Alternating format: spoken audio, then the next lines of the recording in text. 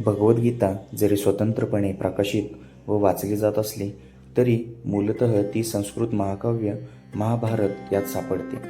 महाभारतात सध्याच्या कलियुगापर्यंत घडलेल्या घटनांचे वर्णन दिले आहे. या युगाच्या आरंभी सुमारे 5000 वर्षांपूर्वी भगवान श्रीकृष्णांनी आपला भक्त व मित्र अर्जुन याला भगवद्गीता सांगितली. त्यांच्यातील संवाद जो मानवी इतिहासातील सर्वात महान तत्वज्ञानविषयक व धर्मविषयक संवादांपैकी एक आहे. एका युद्धापूर्वी घडला.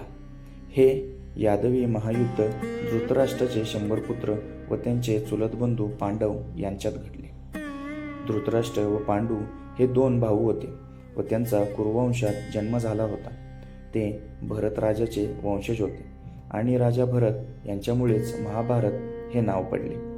थोरला बंधू धृतराष्ट्र जन्मापासूनच आंधळा असल्यामुळे त्याला राज्यपद न मिळता त्याचा धाकटा बंधू पांडू याला मिळाले.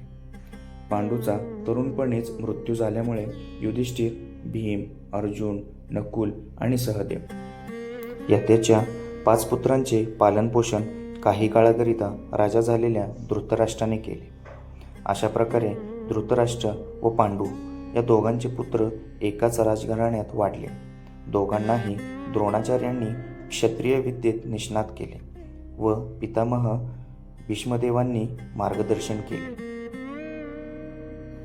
तरी देखील धृतराष्ट्राचे पुत्र व खास करून सर्वात थोरला पुत्र दुर्योधन पांडवाचा अतिशय द्वेष करायचे आणि आंधळ्या व दुष्ट प्रवृत्तीच्या धृतराष्ट्राची इच्छा होती की पांडूच्या पुत्रांना नव्हे तर त्याच्या पुत्रांना राज्यपद मिळाले पाहिजे.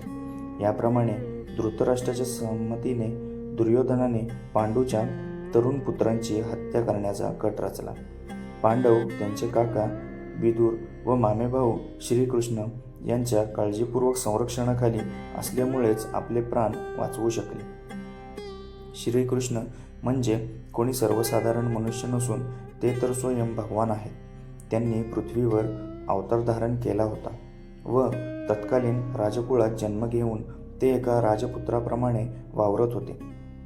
ते पांडूची पत्नी व पांडवांची माता कुंती किंवा पृथा हिचे भाचे होते. अशा प्रकारे एक नातेवाईक म्हणून आणि सनातन धर्माचे रक्षण करणारे या नात्याने ते पांडूच्या सदाचरणी पुत्रांची बाजू घेत राहिले व त्यांचे रक्षण करीत राहिले. अखेरीस धूर्त दुर्योधनाने पांडवांना युद्ध क्रीडेकरिता आव्हान दिले. त्या निर्णायक स्पर्धेच्या वेळी दुर्योधन व त्याच्या भावांनी पांडवांची शालीन पत्नी द्रौपदी हिला ताब्यात घेतले व भर राजसभेमध्ये विवस्त्र करून अपमानित करण्याचा प्रयत्न केला.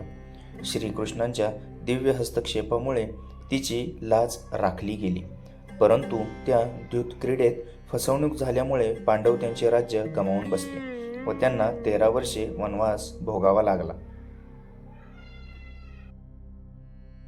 अशाच नवनवीन व्हिडिओ पाहण्यासाठी कृपया आपल्या चॅनलला लाईक, शेअर आणि सबस्क्राईब नक्की करा.